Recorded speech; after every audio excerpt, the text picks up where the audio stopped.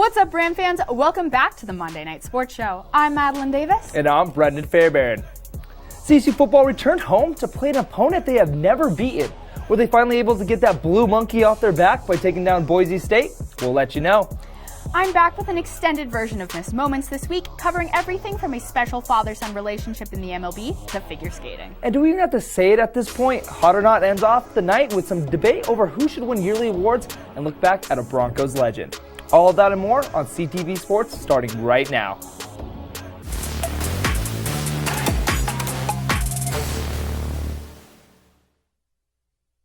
To kick things off with some football, the Colorado State Rams fell short once again at home to drop to 3-5 on the season, squandering yet another lead to the Boise State Broncos last Saturday night, 28-19.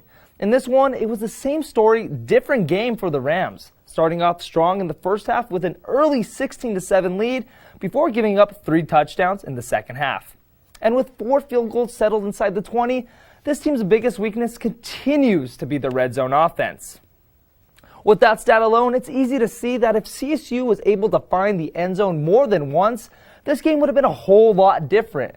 Not to mention that the Rams would have got their first win against Boise State in program history. Instead, Caden Kemper had to carry the team on the scoreboard once again with 13 of the 19 points scored on the night.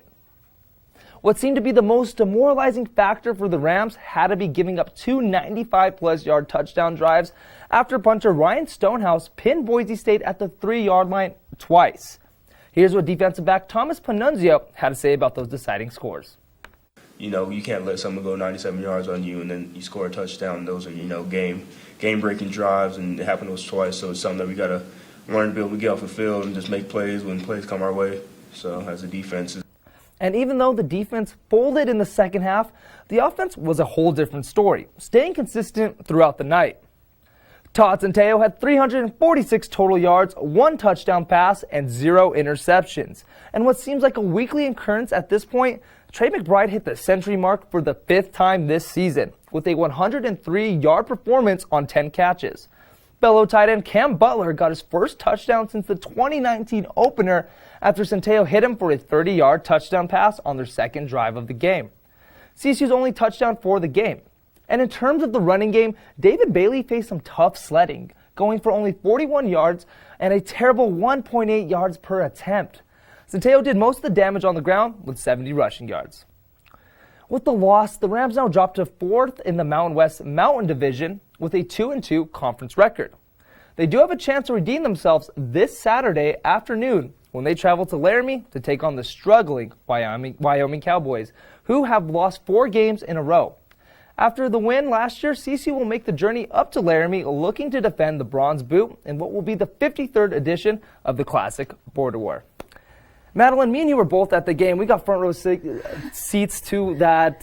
Honestly, kind of seemed like a blowout in a way, even though the score didn't really match it. I just don't like the faith that Coach Adazio has in their team. Like, you got to go for it when you're on the 2-yard line. Yeah, I don't know why they just, like, every time they get close, they just try and run in, and it's obviously not working. It hasn't worked any week.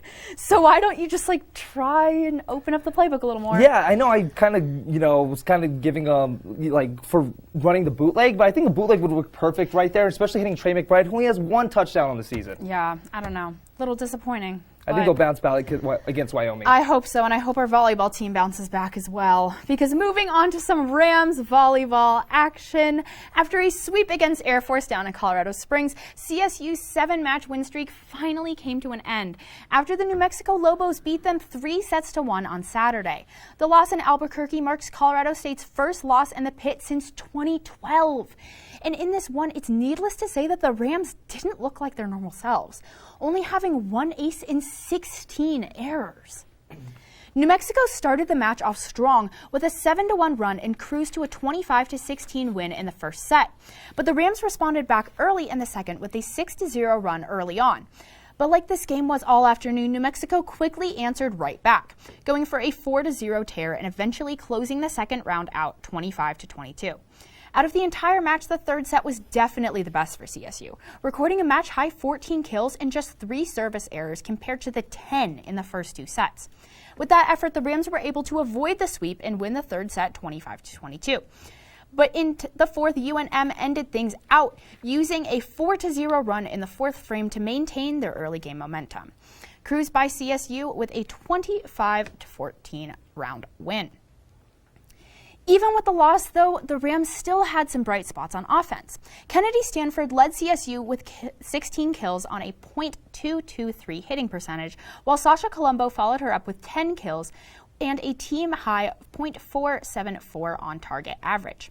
She also added 4 blocks on the defensive side. Oh, and Sierra Pritchard recorded her 6th double-double of the season, dishing out a crazy 37 assists and 11 digs to support her teammates on offense. Now that the dust has settled on this one, CSU still sits atop the Mountain West standings, but Utah State and San Jose State are right on their tails, with only 1 game of separation. The Rams will have to keep on winning to take this conference, and luckily they have a little bit of time to rest before their next game at home this Thursday against the Nevada Wolfpack. We'll have to see how it all shakes out. And now moving on to a team that, unlike football, doesn't disappoint. For the first time since their 74-76 loss to Louisiana Tech in last season's NIT tournament, CSU's men's basketball was back in Moby yesterday afternoon to shake the rust off and play an expedition game against Adams State. As you expect in these type of games that don't even count the end result, here wasn't anything too shocking, with the Rams cruising to a 92-55 win. CSU head coach Nico Medved gave his 5 main starters most of the playing time and sprinkled in 3 other role players who were regulars in last year's rotation. Star forward David Roddy does what he always does, putting up a double-double with 12 points and 15 rebounds. And his partner Isaiah Stevens also had a good game back as well, going for 19 points and 6 assists. Also, don't forget about Kendall Moore on the defensive end, who grabbed 4 steals to convert to some easy layups. Entering this season, CSU is predicted to win the Mountain West, and with the veteran talent they're putting out on the court, this ranking looks well-deserved. And with the result of this pickup game, the Rams look really solid heading into their first official matchup of the season, where they will take on the visiting Oral Roberts Golden Eagles on Tuesday, November 9th. Both are still relatively young teams that had quite a bit of success last season. Oral Roberts even ended up making the Sweet 16 in the NCAA tournament last year after mounting an astonishing upset to beat second-seeded Ohio State in the first round, shocking sports fans everywhere and busting thousands of March Madness brackets, including mine. But while Oral Roberts may have had that impressive run at the end of last season, I expect the incredible depth of the Rams roster to shine through in this one. CSU sits 85 spots higher in the preseason KenPom rankings at the 72nd in the nation when compared to the Golden Eagles, who are at the lonely 157th spot. This matchup will be many students and fans' first in-person look at this team's strong CSU team and even into Moby Arena. I have a feeling you won't want to miss this squad's return to Moby next Tuesday at 7:30. Madeline, you call me crazy, but I really think this is the year the Rams make the March Madness tournament. Oh. They were so close last year. Oh, no, I definitely think they're going to go. And I have been telling people for weeks how excited I am for basketball season. Yeah. I'm yet to see this team in action. I'm so excited. Yeah, David Roddy, Isaiah Stevens, and even James Moore and Thomas going into their junior season. I'm even excited for next year when they're in seniors and they're at their full potential. I know. I could see Roddy or even Stevens making the league. I could as well. Yeah. It's going to be really fun to watch. But on to some pro ball. At least the CSU basketball team has good leadership and coaching. The Denver Broncos are far from that as late, but we'll get more into that later on in Hot or Not. For now, let's focus on their 17-10 win against the Washington football team yesterday afternoon. The W wasn't pretty by any means, but unlike the last month, they were finally able to get the job done. I can't believe this. Solid special teams and a defense that was missing many key pieces, including Bradley Chubb, Von Miller, Alexander Johnson, and many more. The biggest difference maker in this one has to be the 2 blocked field goals by Denver to leave the WFT scoreless on 2 possessions deep into Broncos territory. Early in the second quarter, Shelby Harris blocked Chris Blewett's 45-yard field goal attempt to keep the game scoreless. And he did it once again in the fourth quarter to prevent the football team from taking a late lead. Those stops were critical as it made Washington need a touchdown to tie things up at the end instead of simply needing just a field goal. On offense, Denver was mostly carried by running back Melvin Gordon, who had 47 yards on the ground and 15 through the air, and more importantly, both of the team's touchdowns.